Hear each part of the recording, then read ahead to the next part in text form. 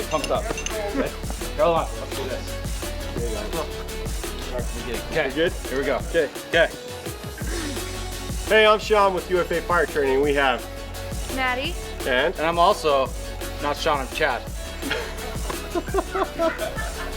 hey, I'm Sean with UFA Fire Training. Hey, I'm Chad as well from the UFA Fire Training. Wow. So what? God. All right, one more. We're good. Hey, I got this. We're good. Sorry. We have to random you? Nope, we're good. Yes. Okay. Reasonable suspicion. Here we go. Okay. Hey, this is Chad. and this is Maddie. and I'm Sean with UFA Fire Training, and this is week 3 of Recruit Camp 5-4. Going over flashover, fire behavior, and ground ladders this week. And as you can see, a lot of things have changed. So this week's video is brought to you by Winter. Oh, I like what you said there about winter. Yeah? Cold. Cold. Oh. Oh. Super cold. Stay tuned. It's gonna be a fun week. Winter and all, we're getting it done. Mustache.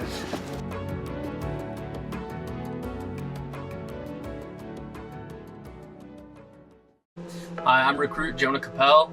We're out here driving fire trucks for the first time today. It's one of the biggest things that I've driven. We're going through a course where we're driving through a narrowing alley to simulate driving just a tight, confined space, trying not to hit anything. And then after that, we're going through a serpentine and practicing just steering the engine to get an idea of where the wheelbase is and how they handle.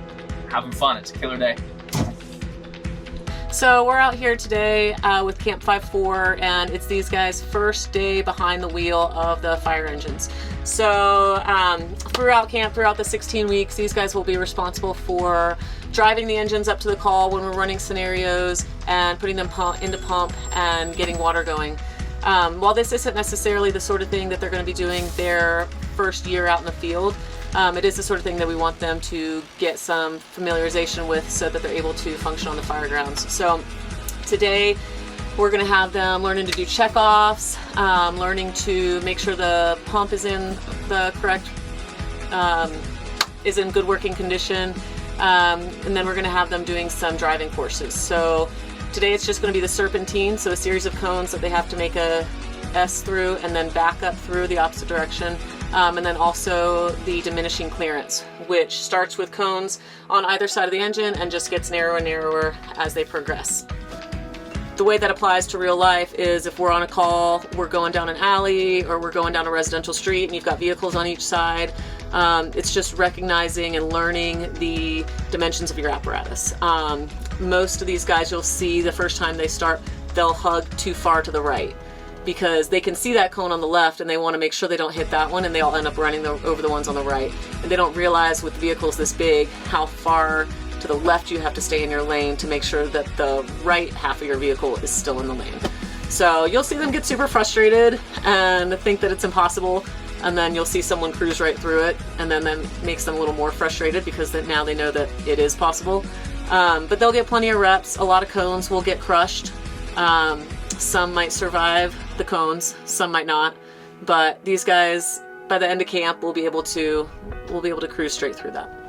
So for a lot of these guys, it's their first time being behind the wheel of something this size. A lot of them have just driven their personal vehicles, and it can be a pretty intimidating experience when all of a sudden you're behind the wheel of a fire engine.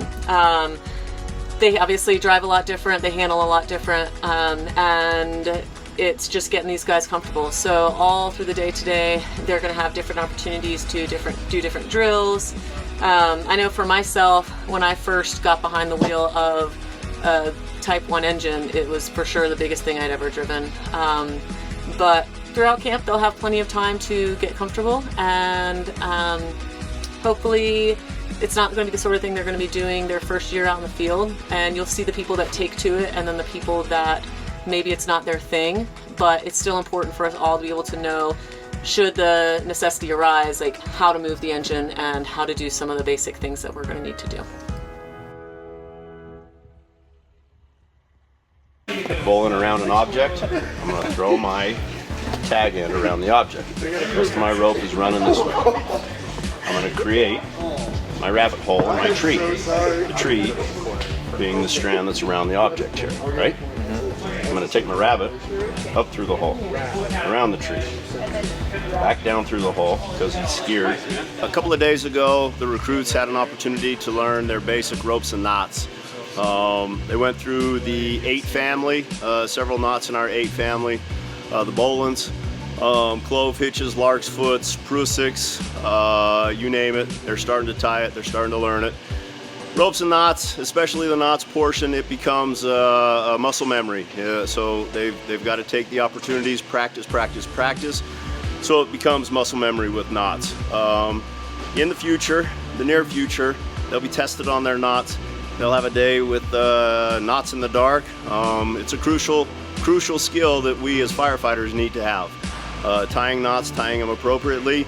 Life safety's on the line when we tie these knots. We're going over the edge, we're securing our ladders, we don't want any accidents to happen. So we have to make sure that we tie the appropriate knots every time. And they're getting there. They're doing a good job, and they're only gonna get better. Ready, set, go.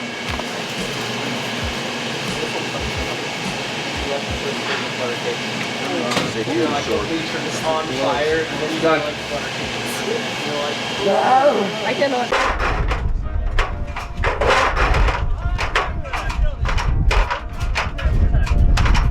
No obstruction. So today we're showing the recruits how to throw different lengths, different size ladders. Right now we have the recruits going with a 24-foot ladder, how to be able to walk up to a building, decide what length they need to have it, figure it out, walk up and throw it safe and appropriate in a timely manner. So today with the weather, it's been, we've seen a little bit of sun, we've seen a little bit of snow, we've also seen a lot of wind. So we're gonna make sure the recruits are footing the ladders appropriately. The wind has pushed quite a few of them over to the side, making sure that they're clear overhead, they don't hit anything on the way up, and just overall safety on the drill grounds today is paramount with the wind and the cold weather.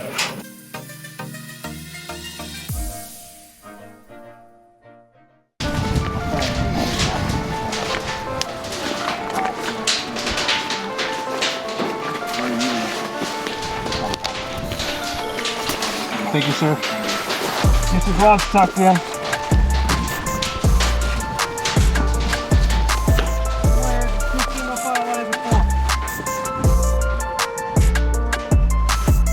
I got 5 and 3. Make it 4 and 4. Thank you. Okay, so you guys are going to go in. You're going to go hard right on that right-hand bench. Okay? Leave the front seat open for me, right up against the wall. You guys are going to go left-hand bench.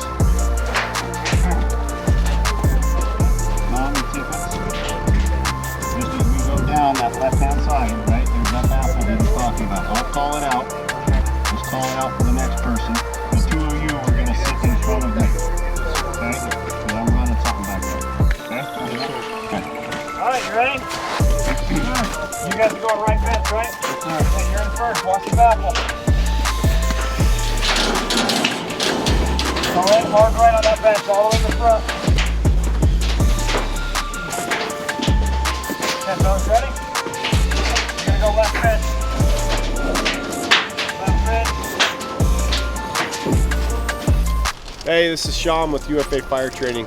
Today we've got the recruits in our Flashover simulator. So today they had a lecture on fire behavior and fire attack. We're just building on all the things that we did in week 2. Talked about building construction, we talked about hose deployment, they did some ladder deployments, and now we're getting into the nuts and bolts of what's going on inside of a fire environment. So you can see behind me this flashover trailer that we have, and right now we have 8 recruits in there and this lower platform Connex. And then over here to my right is the elevated platform where we actually have it lined out with particle board, and we have a barrel that we fill full of fencing and we light on fire. So the recruits now are going to be able to be underneath the environment, and they're going to witness what we call in the fire world a flashover. So a flashover is basically when you have a fire starting a compartment, it's going to give off heat and release a lot of energy, and the smoke as it rises, hits the ceiling, goes to the walls and starts mushrooming down. That smoke is also a lot of fuel that's heated, and it's going to start to heat up all the other surfaces and fuel surfaces within a compartment. Once everything starts to heat up, it's going to release more energy and more vapors that are flammable, and it's kind of a unique equilibrium that we'll have in that compartment, and everything will instantaneously ignite, and you'll be surrounded by flaming combustion. So that's what these recruits are going to experience in here.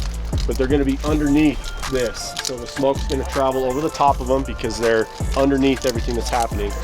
They're going to be able to feel a lot of intense heat. They're going to see how the smoke moves from a high pressure area to a low pressure area being openings, and we'll be able to control the temperature and the environment in there just with our openings. And we do have an attack line in there as well to use a small amount of water to cool things down, and we can get anywhere depending on how it's going in there, 5 to 6 flashover events with just a barrel full of fencing and just a few walls of particle board that we have.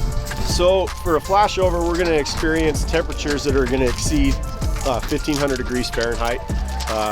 Right before a flashover event, you're going to really feel and see different changes within the environment, and you're going to feel the intense heat in front of you, above you, on the right and the left, and behind you.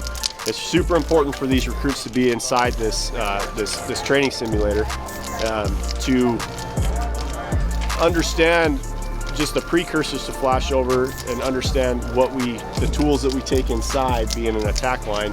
We can use that water to coat fuel surfaces, cool the temperatures, and stop that flashover from happening. Even though we have all this gear on, it will start to break down around 500 degrees, and that's why it's important for us to stay low and underneath it. But as that environment fills up with all that heated fuel, if it gets to a point where it's going to ignite, you're going to be surrounded by flaming combustion and have 0 to 7 seconds to get out of that environment before something really, really bad happens.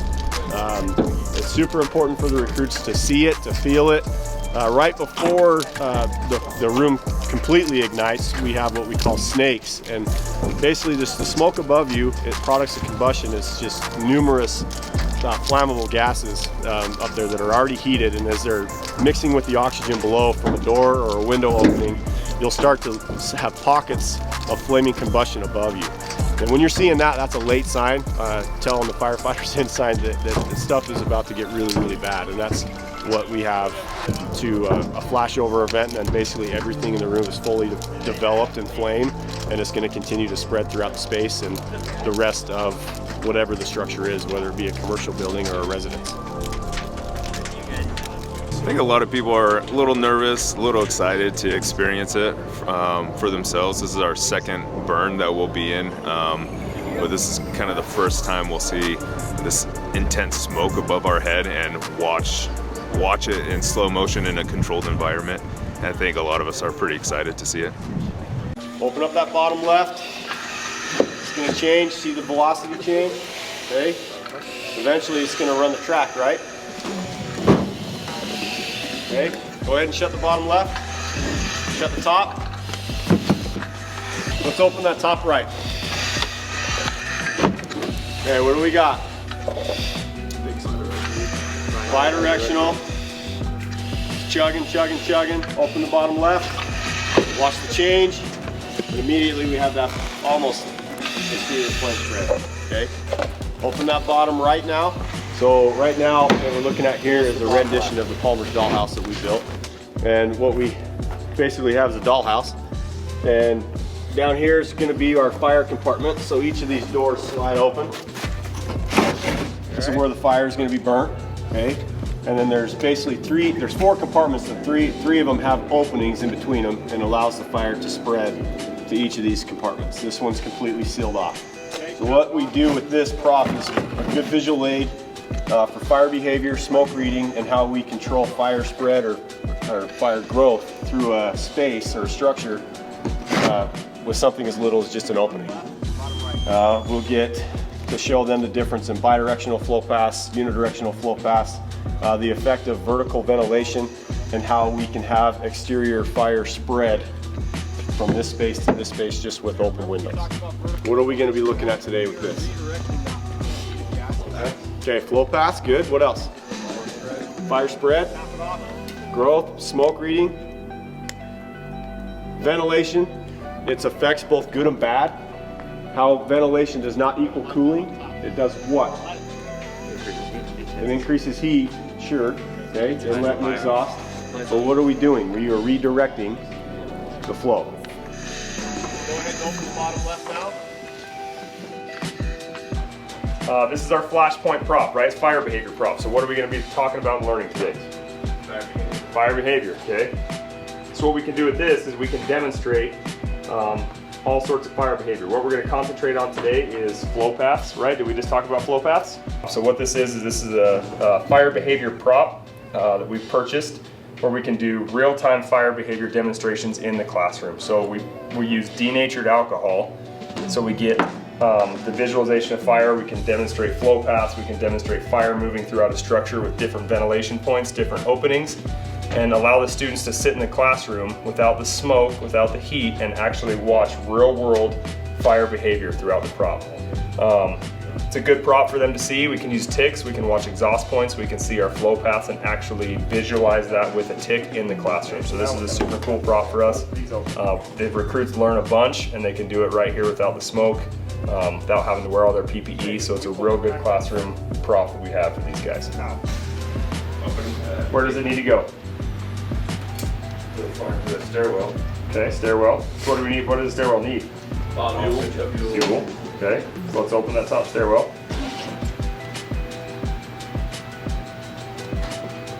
Okay, what else does it need? Oh god, that's neat. That's why you don't stand on the sides of it. Ever. You know those real nice $150 shirts you bought? Don't wear that when you're doing this. Hi, my name is Matt LaJeunesse. I'm the old guy in camp. I'm 39 years old. I've never done anything with the fire department before. I used to be a school teacher, a 5th grade school teacher. Somehow life took me into becoming a professional skydiver, base jumper. I've traveled all over the world, done all kinds of things, been super active in the outdoors. But this is my first job in a fire department. About a year ago, I have a few good friends. They pointed me in the direction of UFA, saying that there's a lot of growth happening here, a lot of really good things. Potential for careers and stuff like that. So I've kind of made it my goal to get a test, and then made it a goal to get to an interview, and then I made it a goal to become a recruit in Academy, which is where I am right now. And so far, a lot of learning, a lot of physical activity, but I'm loving it. The things I look forward to in a career here at UFA are number one, learning. 2, the camaraderie seems like a big part of the fire department, and so far I definitely have been able to witness that, and I already see the friendships kind of starting to blossom.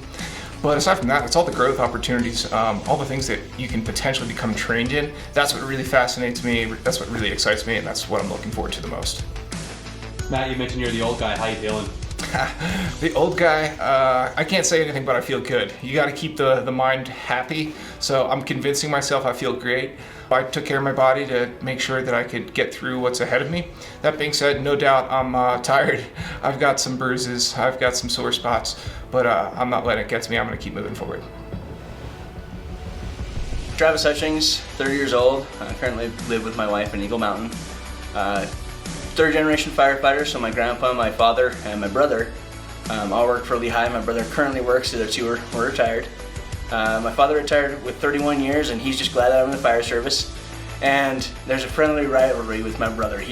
I'm an advanced EMT, he's a medic, so there's that rivalry as well. And then just because we're different departments, there's some good ribbing going on, but it's good all around. So I grew up with the fire service, grew up loving the brotherhood that comes with it. I knew everybody on the department and wanted that in my life as well. This job is amazing. You get to get out, get your hands dirty. I'm not one that likes to sit behind a desk. The day's always different, and you never know what's going to happen when those tones drop. But it's always going out and helping somebody out and making their day better after they've had the worst day they've had. Where I hope to go, I hope to stay at this department for the rest of my life. I've been part-time EMS with them before. I've been doing that for 3 years and absolutely love the department. I'm looking forward to a great career with a great bunch of people.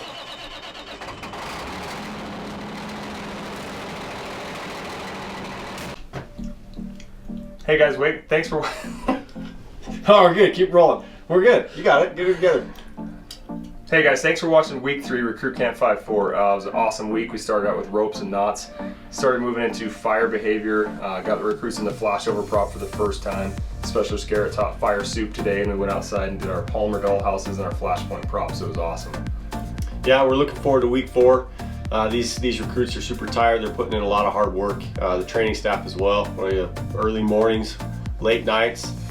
This week's sponsor was winter.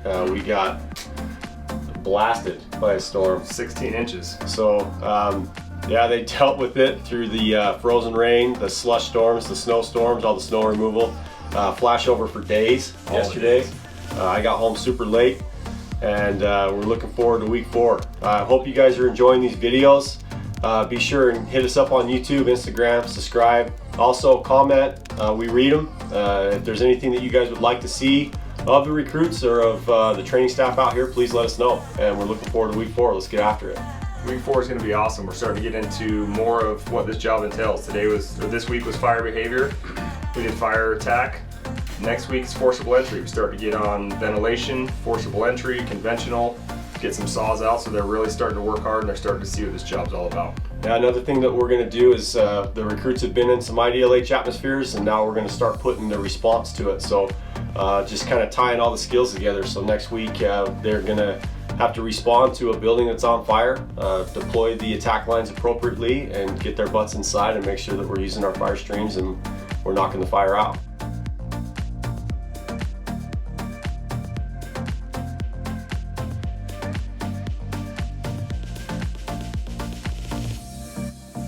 So today, the recruits are going to have a seat in our flashover simulator. So you see this behind us. Oh geez! Get attacked!